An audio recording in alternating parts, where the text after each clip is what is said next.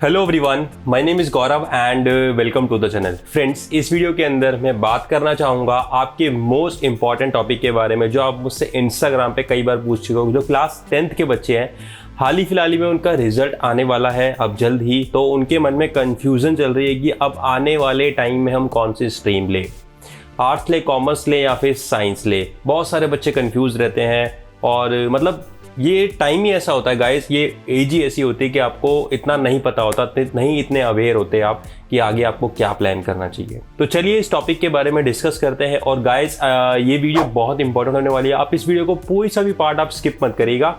और अगर आपको कुछ क्वेरी होती है तो आप कमेंट भी कर सकते हैं या फिर मुझसे इंस्टाग्राम पे भी पूछ सकते हैं।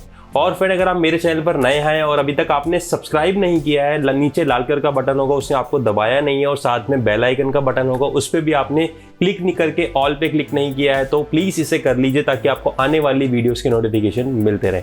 तो चलिए इस वीडियो को शुरू करते हैं। सो फ्रेंड, मैं सबसे पहले आपसे बात करना चाहूँगा आफ्टर 10th, चाहे आप किसी भी बोर्ड से हो, चाहे आप किसी भी स्टेट बोर्ड से हो, चाहे वो यूपी के स्टूडेंट ये वीडियो देख रहा हो, चाहे राजस्थान का देख रहा हो, चाहे वो दिल्ली का देख रहा हो, सीबीएसई वाला हो, आरबीएसई वाला हो, आपका यूपी बोर्ड वाला हो, कहीं का भी हो, आप एक चीज़ माइंड में ध्यान रखना, आफ्टर 10th आपके जो रास्ते हैं वो डिवाइड हो जाते हैं और वही रास्ते आपकी मंजिल को तय करते हैं। क्योंकि आफ्टर 10th ही पता लगता है आप डॉक्टर बनोगे या फिर आप इंजीनियर बनोगे या फिर आप क्रिकेटर बनोगे।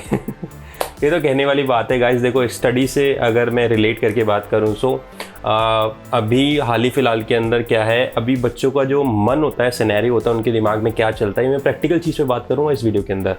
कुछ बच्चे ये सोचते हैं कि ह्यूमैनिटीज़ लेना एक थोड़ा सा थ्योरेटिकल सब्जेक्ट है, बहुत ज़्यादा वास्ट में पढ़ना है, थ्योरी बहुत ज़्यादा होगी, हिस्ट्री होगी, ज्योग्राफी होगी, पॉलिटिकल होगी, इकोनॉमिक्स होगी, तो बहुत ज़्यादा होगी।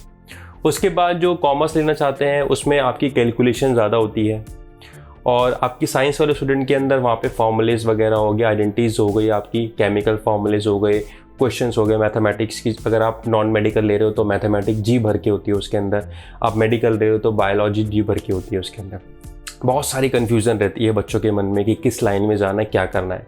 मैं आपको देखो एक चीज़ पहले ही क्लियर कर देता हूँ, अगर आपने मतलब कुछ पहले से ही प्लान है कि हाँ भाई मुझे डॉक्टर बनना है, मुझे नीट का एग्ज़ाम क्लियर करना है, अगर आपको लगता है कि मुझे आईआईटी क्रैक करनी है, मुझे इंजीनियर बनना है, किसी इंजीनियरिंग के लिए जाना है आगे जाके, अगर आपको लगता है मेरे को किसी एमएनसी के अंदर एज अकाउंटेंट काम करना है, सीए के लिए जाना है, और अगर आपको लगता है कि मुझे किसी टीचिंग प्रोफाइल में जाना है, टीचिंग प्रोफाइल हो सकती है, आपको यूपीएससी क्रैक करना है। बहुत सारे बच्चों का शुरू से ही सपना होता है कि उन्हें सिविल सर्विस की तैयारी करनी है।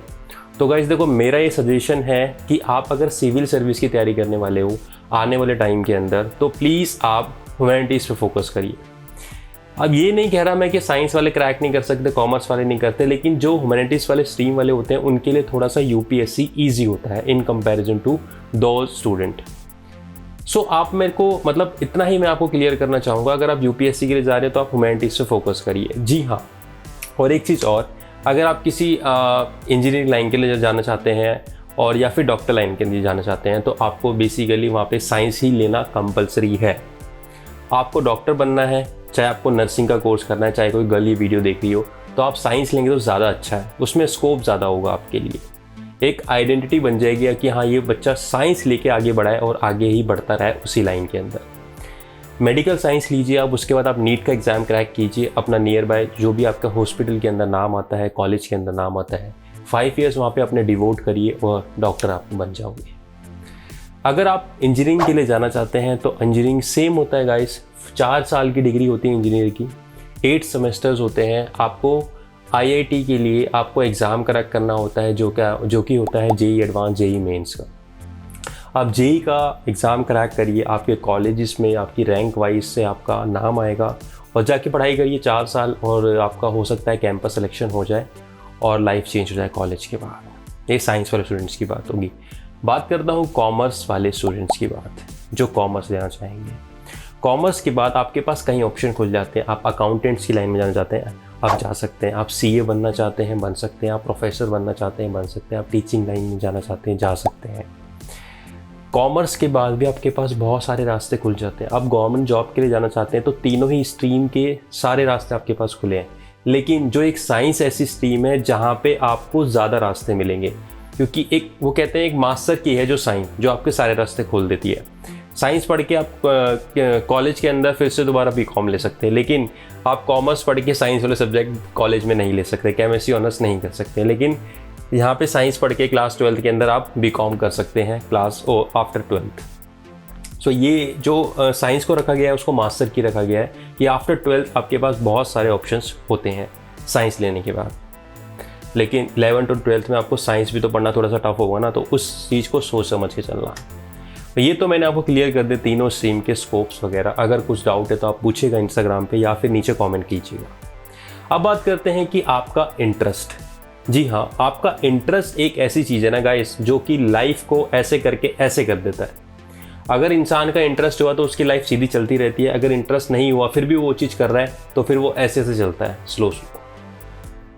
मैं तो ये कहूँगा कि जिसमें आपका इंटरेस्ट है आप वो करिए, क्योंकि इंटरेस्ट एक मैटर करता है। आप एक चीज़ को बिना इंटरेस्ट के कितनी देर पढ़ लेंगे?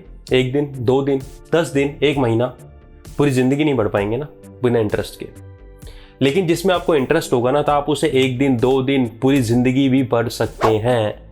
आप खुश होके पढ़ेंगे उस चीज़ को कि हाँ मुझे ये चीज़ पसंद है। अब कुछ स्टूडेंट होते हैं जिनको इंग्लिश हद से ज़्यादा पसंद होती है, वो पढ़ते ही रहते हैं पूरे दिन इंग्लिश। किसी को मैथ्स के क्वेश्चन करना, मैथ्स के लगा रहे हैं, RD शर्मा लगा रहे हैं, RS अग्रवाल लगा रहे हैं, उसके बाद NCERT भी खत्म कर दिए, लगाए जा रहे हैं। तो इंटरेस्ट है उनका, भाई कैसे कैसे क्वेश्चन आते हैं उनके सामने।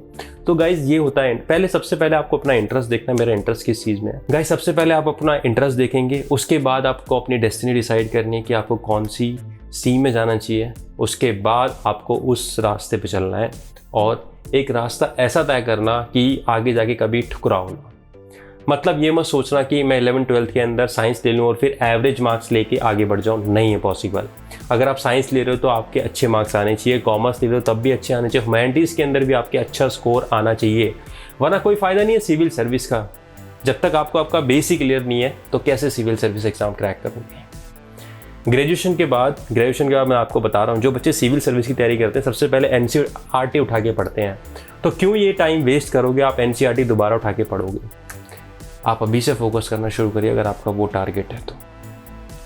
IPS बनना, IAS बनना, IRS बनना, जो भी आपको रैंक की जॉब चाहिए आपको NCERT पे फोकस करना पड़ता है। सो गाइज मैं तो सिंपली आपको यही बोलूँगा, मैंने आपको स्कोप बता दिए, कुछ डाउट है तो पूछिए, अपना इंटरेस्ट देखिए, इंटरेस्ट के अकॉर्डिंग फिर चूज़ करिए।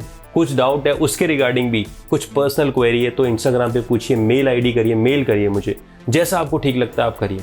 लेकिन अपना भविष्य गलत रास्ते पे मत लेके जाइए, क्योंकि जो लोगों के साथ हुआ जिनको गाइडेंस नहीं मिले, मैं जानता हूँ उनके साथ कैसा फील होता है कि हमें गाइडेंस की कमी रह गई, और टाइम एक बार निकल जाता है ना हाथ से, वापस दोबारा लौट के नहीं आ। सो ये छोटा सा मेरा सजेशन था। अगर आपको ये वीडियो इन्फॉर्मेटिव लगी हो, अच्छी लगी हो तो वीडियो को लाइक कर सकते हैं, अदरवाइज़ कोई बात नहीं। चैनल को सब्सक्राइब कर सकते हैं। आने वाली वीडियोस के नोटिफिकेशन आपको तभी मिलेंगे जब आप चैनल को सब्सक्राइब करोगे। गवर्नमेंट जॉब से रिलेटेड वीडियोस में लेके आता रहता हूँ, एजुकेशन से सारी जो भी रिलेटेड वीडियो होती हैं सारी मैं आपके सामने लेके आता रहता हूँ। मिलता हूँ नेक्स्ट वीडियो के अंदर कुछ नए अपडेट्स के साथ, आप सबकी क्वेरीज के साथ। जय हिंद, जय भारत।